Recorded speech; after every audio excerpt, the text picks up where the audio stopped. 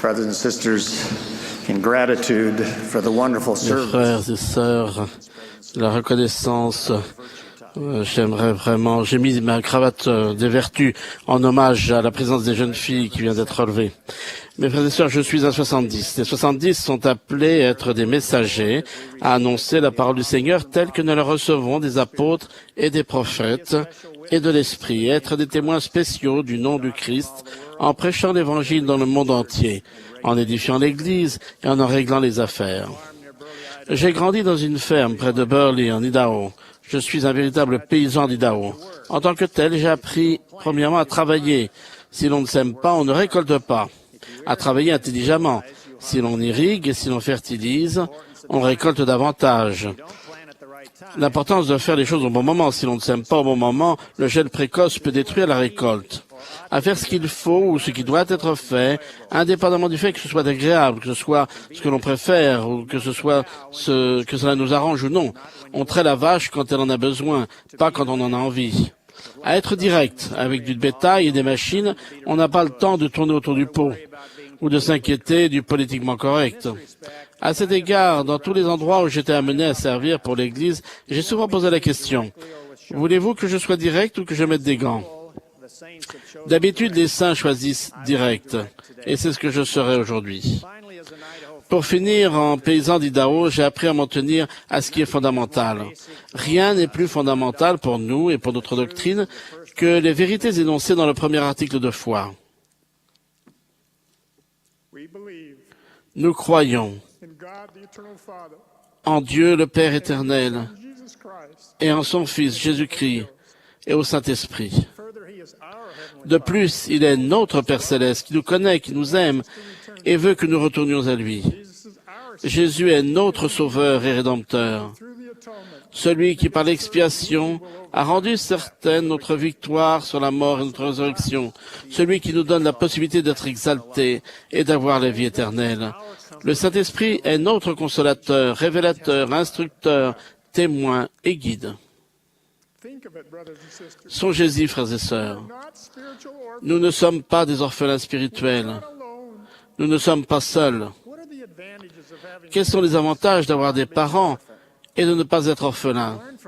Nous pouvons apprendre d'eux, bénéficier de leur expérience, éviter les pièges contre lesquels ils nous mettent en garde et comprendre mieux grâce à la perspective qu'ils ont. Nous n'avons pas à être perdus, désorientés, trompés ou moins efficaces. Cela est particulièrement vrai dans le cas de notre Père Céleste, qui nous a enseigné et montré non pas une manière quelconque, mais la manière.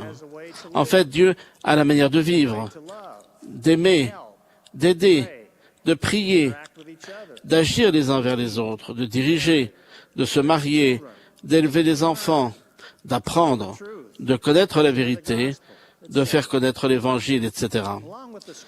En plus des Écritures, nous disposons de merveilleuses sources pour trouver la manière du Seigneur, telles que, ancrés dans la foi, jeunes soyez forts, et les enseignements des apôtres et des prophètes vivants.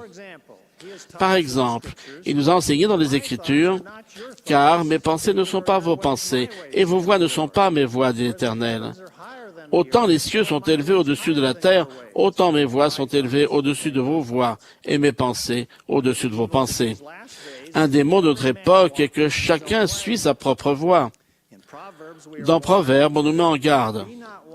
Ne sois point sage à tes propres yeux, et ne t'appuie pas sur ta sagesse. On nous enseigne que si nous agissons à la manière du Seigneur, il est lié par la promesse de nous bénir, et nous avons droit à ses promesses. Et si nous n'agissons pas à sa manière, nous n'avons pas de promesse. Le Seigneur fait ressortir le contraste entre sa manière d'agir et la nôtre quand il forme le prophète Samuel, envoyé trouver un nouveau roi. Et l'Éternel dit à Samuel, « Ne prends point garde à son apparence et à la hauteur de sa taille, car je l'ai rejeté. » L'Éternel ne considère pas ce que l'homme considère. L'homme regarde ce qui frappe les yeux, mais l'Éternel regarde au cœur. Même dans notre désir universellement accepté d'aider les pauvres et les nécessiteux, bien que le Seigneur approuve, il nous met en garde. Mais cela doit être fait à ma façon. Sinon, dans nos efforts pour les aider, nous pourrions en réalité leur faire du mal. Le Seigneur nous a enseigné qu'il est nécessaire de promouvoir l'autonomie. Même si nous sommes capables d'aider, nous ne devrions pas donner ou fournir ce que les gens peuvent ou devraient faire par eux-mêmes. Partout où l'on essaie l'assistanat, le monde en découvre les mots. Oui, Dieu sait mieux. Examinons quelques autres exemples. Le Seigneur a sa manière de faire l'œuvre missionnaire. Elle est codifiée dans les Écritures et dans Prêcher mon Évangile, puis mise en pratique selon les directives de l'Esprit. Le Seigneur a sa manière, la manière d'aimer.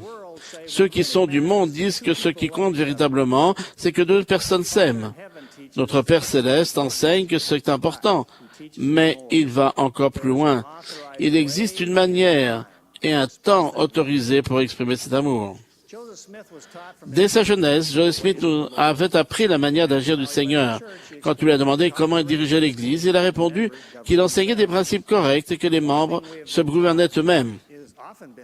Une chose qui nous a souvent été enseignée est que nous devons nous épanouir là où nous sommes plantés. Cependant, parfois, nous sommes tentés de déménager dans une nouvelle région parce que nous pensons que nos enfants auront plus d'amis et par conséquent de meilleurs programmes pour les jeunes. Frères et sœurs, pensons-nous réellement que le facteur déterminant dans le salut de nos enfants est le quartier où nous vivons? Les apôtres et les prophètes nous ont souvent enseigné que ce qui se passe au sein du foyer est de loin plus important pour les jeunes que ce qu'ils rencontrent en dehors. La manière dont nous élevons nos enfants est plus importante que l'endroit où nous les élevons. Certainement que d'autres facteurs interviennent dans le choix de l'endroit où nous voulons vivre, et heureusement le Seigneur nous guidera si nous recherchons sa confirmation. Une autre question qui se pose est: où a-t-on besoin de nous? J'ai fait partie pendant 16 ans de la présidence du Pieux Nord de Houston, au Texas. De nombreuses personnes ont aménagé dans notre région pendant ces années. Il nous arrivait souvent de recevoir un appel téléphonique pour nous annoncer que quelqu'un allait déménager et voulait savoir quelle était la meilleure paroisse. Je n'ai reçu qu'une seule fois en 16 ans un appel disant: quelle paroisse a besoin d'une bonne famille? Où pouvons-nous aider? Dans les premières années de l'Église, Brigham Young et d'autres personnes appelaient les membres à aller à tel ou tel endroit afin d'y édifier l'Église. L'ironie des choses, c'est que, même maintenant, nous avons partout des membres fidèles de l'Église qui iraient là où le prophète leur dirait d'aller. Attendons-nous vraiment du président Monson qu'il dise individuellement aux plus de 14 millions d'entre nous où l'on a besoin de notre famille? La manière du Seigneur, c'est que nous écoutions les enseignements de nos dirigeants, que nous comprenions les principes corrects et que nous nous gouvernions nous-mêmes. Avec tout ce qui se passe aujourd'hui dans l'Église et avec le Seigneur qui hâte son œuvre de tous côtés, il est d'autant plus important que tout ce que nous faisons, nous le fassions à sa manière. C'est surtout dans l'œuvre du salut que nous apprenons que dans le don de son Fils, Dieu a préparé une voie par excellence. La doctrine du Christ est qu'il n'y a aucun autre chemin, ni aucun autre nom donné sous le ciel par lequel l'homme puisse être sauvé dans le royaume de Dieu. Quand nous voyons tant de gens dans le monde aujourd'hui vivre dans la confusion ou pire, errer dans des chemins défendus et souffrir inutilement des conséquences de mauvais choix, j'ai envie de m'exclamer comme Alma: oh, que je voudrais être un ange et satisfaire le souhait de mon cœur, d'aller et de parler avec la trompette de Dieu, d'une voix qui fait trembler la terre et d'appeler tous les peuples au repentir.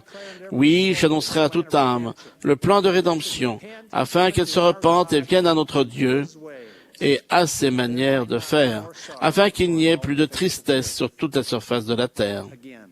Encore une fois, je témoigne que le Seigneur a la manière. Notre Père Céleste nous connaît, il nous aime et veut nous aider. Il sait mieux que quiconque comment nous aider. Nous ne sommes pas des orphelins spirituels. Notre Sauveur Jésus-Christ est le chemin, la vérité et la vie. Sa manière repose sur la vérité éternelle qui nous guide vers la paix dans ce monde et la vie éternelle dans le monde à venir. J'en témoigne au nom de Jésus-Christ. Amen.